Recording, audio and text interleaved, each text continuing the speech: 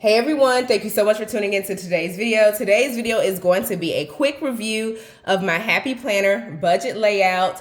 I purchased this for the first time. I'm not new to Happy Planner. I've used their planners in the past. However, I've never used their budget layout for their planner. So this is a new kind of thing for me. So I'm gonna go into this planner, share what you get, as well as kind of get it set up over the course of the next videos or so. When I was in my local Michaels, I also purchased the Faith Classic or the Classic Faith layout planner. However, when I got home, I noticed that I was missing a disc in the planner. So I'm super disappointed about that. For the investment that you make in these types of planners, you know, you want to make sure that everything is in order when you first make your purchase. So I will be returning this. So I'll have a video coming up about this particular planner in the future. So let me get this squared away. But I was excited about doing a comparison video between these two planners. But nonetheless, delay is not denial. So I will get this squared away and then we'll come back and talk about this planner in an upcoming video. So let's get into this planner. I already examined it and made sure that it was in a condition that I am happy with to keep, just so that I don't have to take it back like the other one. But first things first, if you're new here to my channel, hey, welcome. My name is Debronetta and I love all things planning. Here on my channel, we're going to talk about budget planning, lifestyle planning, travel planning, maybe a little bit of career planning, some also just day-to-day planning for busy moms. So if that's you, go ahead and hit subscribe. Give this video a thumbs up. If you're not a mom, who doesn't love planners? Who doesn't love planning? I share lots of tips to keep you organized here on my channel. We're going to learn, we're going to grow together, and I'm going to share what I know. All right, so without further delay, now that you've hit subscribe, let's get into this planner. This has a 12-month layout. It starts in January 2024 and it goes into December 2024. And it is the Bright Budget Brilliant. I'm not sure if that's just there to have wordplay, but nonetheless, here is the planner. On the inside, it just gives you a little bit about the budget layout. Again, I've never used this before. So if you've used this particular layout, let me know in the comments how you liked it as I prepare to use it going into 2024. It helps you to stay on track with your finances and budget better with this dedicated layout, plan daily activities, track expenses, manage budgets, and try the monthly no spend challenge. Woo, I need that challenge in my life. So you can customize this planner with stickers as with any other Happy Planner. I'm not going to read through all of that. I do like this cover. This is like the first thing that caught my attention was actually the cover. Purple is my favorite color. You'll notice kind of a consistent theme if you follow me here on YouTube and you've seen some of my other budgeting videos or some of my other videos in general. Purple is my favorite color. I do gravitate towards that in terms of my planning items. In the back, it does just give you a little bit more about what you can expect on the inside. On the back of the cover, it has like piggy banks, credit cards, little calculators, coins. So I think this is a super cute design. To me, these are just hard to get off for whatever reason, so I cut it. And now the planner is free to flip through. So on the front, it says, "A penny saved is a penny earned." And then when you flip through, this says, "Hello, this Happy Planner Budget Edition belongs to." Sometimes I will go ahead and fill this out just in case I misplaced the planner. Hopefully someone will be gracious enough to return it to me. Sorry, y'all, I am playing with the light just because it is reflecting.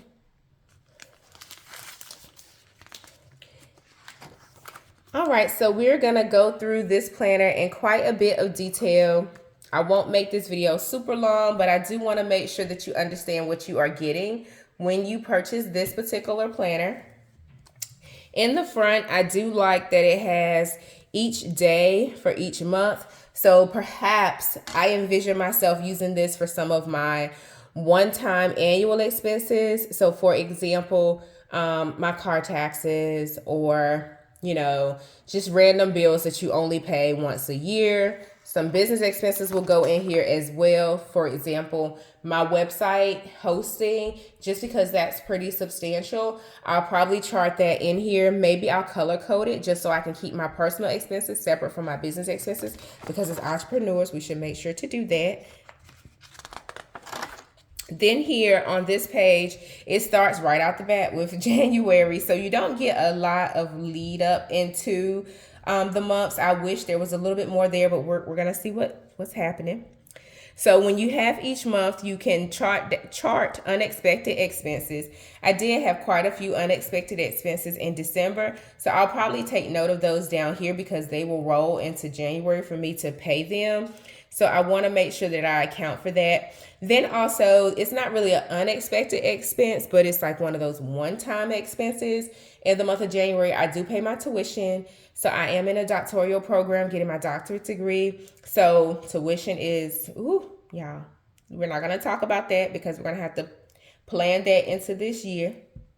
But nonetheless, I'll put that here, as well as any other one-time expenses that I will incur in January. I can't think of anything off the bat. Like I said, a lot of my one-time expenses happened this month in December. So for example, I needed 4 new tires on my car. Y'all, adult life is for the birds, okay? But nonetheless, so I'll write that down here just so I can keep track of it, because when I close out my budget planner for 2023, I want to keep sight of some of these larger expenses because unfortunately, yes, my tires are on my credit card. So I will have to pay that off in January and February. So I don't want to lose sight of it because that will be detrimental. All right, so enough chatting. Let's get back into the review. So with this spread, this is your typical monthly layout with the Happy Planner. Nothing really exciting there. It does have a few of the holidays. It has National Sticker Day, which is January the 13th. I never knew that. And then you get into your actual spread for the month.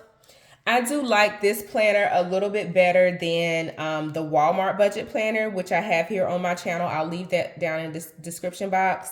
It does have more space, in my opinion, for you to write, just a little bit more space. Maybe because the planner is bigger, I'm sure.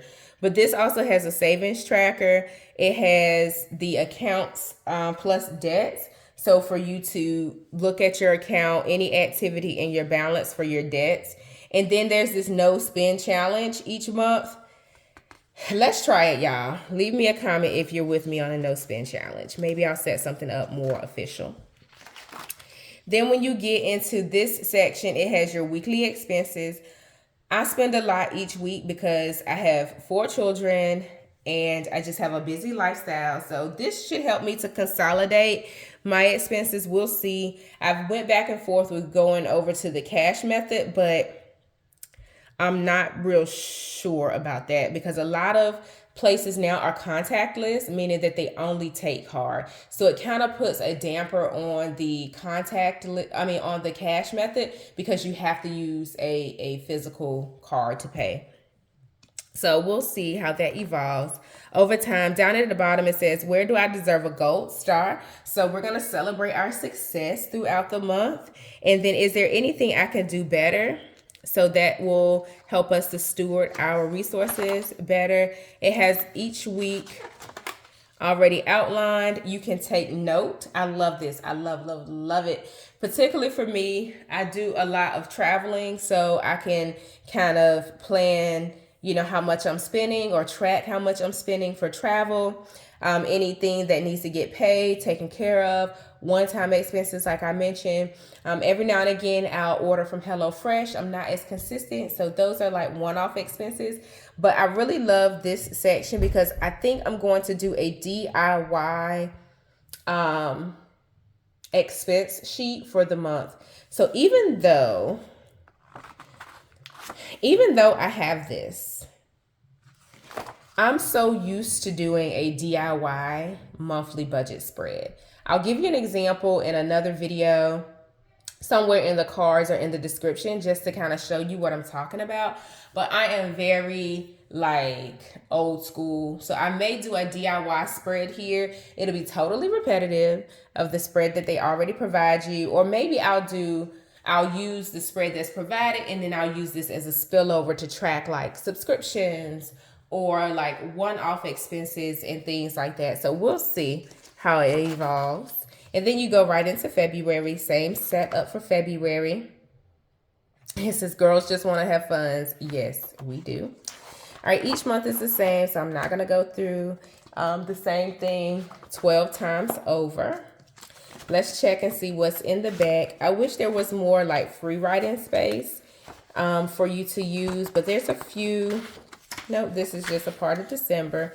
But it does have kind of this grid that is dry erase that you can work with, and then just like one extra page in the back. So I am looking forward to setting this planner up for 2024 and using it. I do like the Happy Planner. It has been a part of my planner stack on and off for the past few years. I remember when Happy Planner first got really popular, but nonetheless, I'm looking forward to using this particular planner going into 2024. We're going to learn together, we're going to stay accountable together, and we're going to plan all things, because all things are possible. I hope that you enjoyed this video. Give it a thumbs up. Also hit subscribe if you've not already done so, and I will speak to you in the next video. Happy planning, y'all.